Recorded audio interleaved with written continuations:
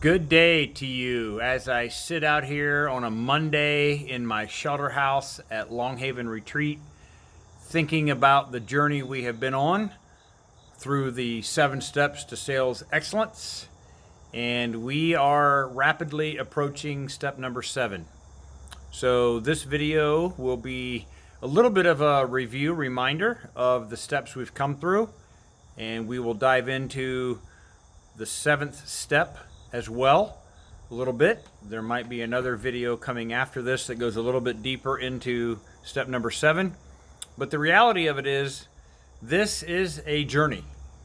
If you recall, the 7 steps to sales excellence are set up so that you have a framework within which you can practice every aspect of getting better at the sales process, the sales profession as a whole.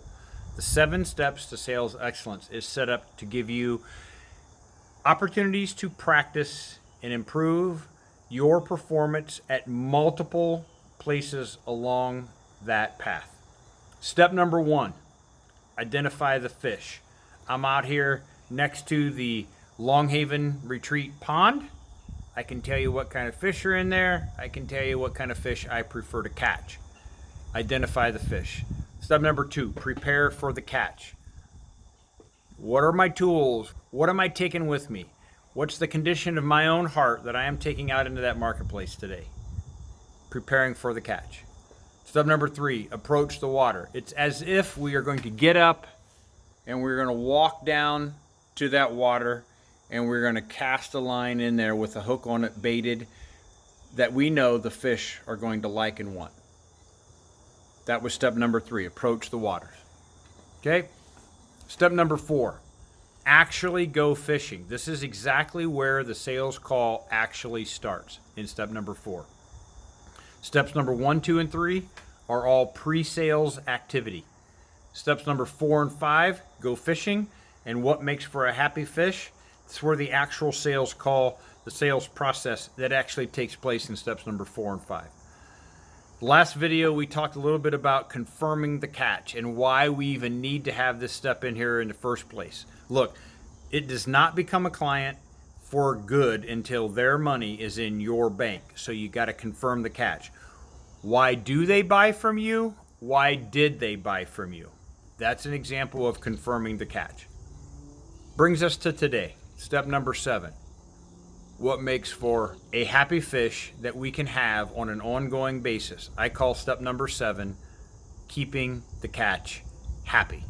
Now, it may not be possible to keep the catch happy, and it may not entirely be your responsibility, but you are the servant in this equation, and the servant gets up in the morning, wakes up every morning with a desire to help them solve their problems and accomplish their goals. That is your focus. So if you take that focus to the marketplace, then there is a lot of responsibility on your part, your end, to keeping the catch happy. There are 4 components to keeping the catch happy that I teach and I try to practice all the time. Serving the fish, blessing the fish, feeding the fish, taking the fish fishing. Again, I'm out here next to the Long Haven Retreat pond. You can see a little bit of the water there in the background. Okay? All that to say is I have a distinct advantage. I can actually bring clients of mine right out here to the property and I can take them fishing. But while I'm taking them fishing, I'm blessing them with a fishing opportunity. I might be inviting more people to come to the property, increasing the school of fish that they could actually go fishing in. I'm trying to serve them and bless them. I'm not just trying to take care of their problem and help them accomplish their goal. I'm interested, and I show it with vested behavior, that I am engaged in the success of their growth in their business and their humanness as a person.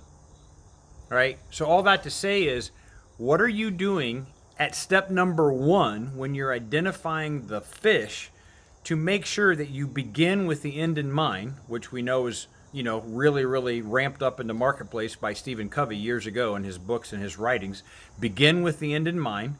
You're identifying fish that you would like to have a long-term relationship with. Okay, what are you doing from the very beginning to think, have the end in mind, so that you can keep that catch happy as long as is possible and as long as it relies and relates to you. Okay? Serve the fish. Do what you said you were going to do. Deliver what you said you were going to deliver. Help them solve their problems and help them accomplish their goals. After all, that's what they're paying you for. Feed them. Feed them ideas. Feed them concepts. Feed them relationships. Introduce them to people and other services that might actually help them go further than they would just with your relationship. Bless them.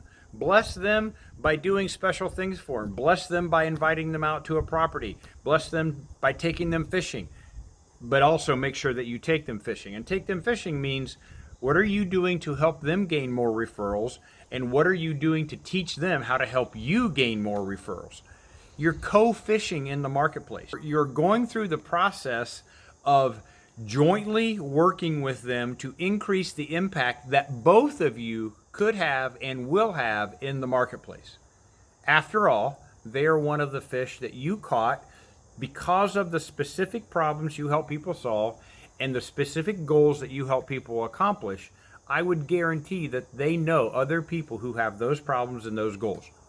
And likewise, can you, in your relationship circles, in your circle of influence, can you identify anybody else who would need their solutions and their goals, right? So don't just think about that this is a process where you're the only one benefiting and you're the only one that's gaining. No, you're the servant in the equation. You are to wake up in the morning with a desire to solve those problems and accomplish those goals. And once you catch the fish, keep the fish in a relationship with you for as long as you can. Work on keeping that catch happy. By the way, this is a very, very, very big life tip when it comes to marriage. One of the things that my wife Kelly and I talk about on a regular basis, and we actually ask others on a regular basis, is, do you want a wedding or do you want a marriage? A wedding is an event. It should be special. No questions asked. It should be really, really special. But a wedding is an event. It's going to be over. Would you rather have a wedding or a marriage? Talks about keeping the catch happy long after the commitment of I do and the yes, I do. Okay? So think about that as it relates to sales. Also, sales isn't just a one and done kind of transactional kind of thing. For most of us in the marketplace, we have the opportunity for ongoing relationships. We're not doing onesie-twosie sales and never seeing somebody again, ever. All right? For most people, they have the opportunity to keep the catch happy for a long period of time. What are you doing to keep the catch happy? Serving, blessing, feeding, take the fish fishing. Thanks for tuning in. We're going to dive into this a little bit deeper in our next video. Until then, good luck, good selling, and God bless.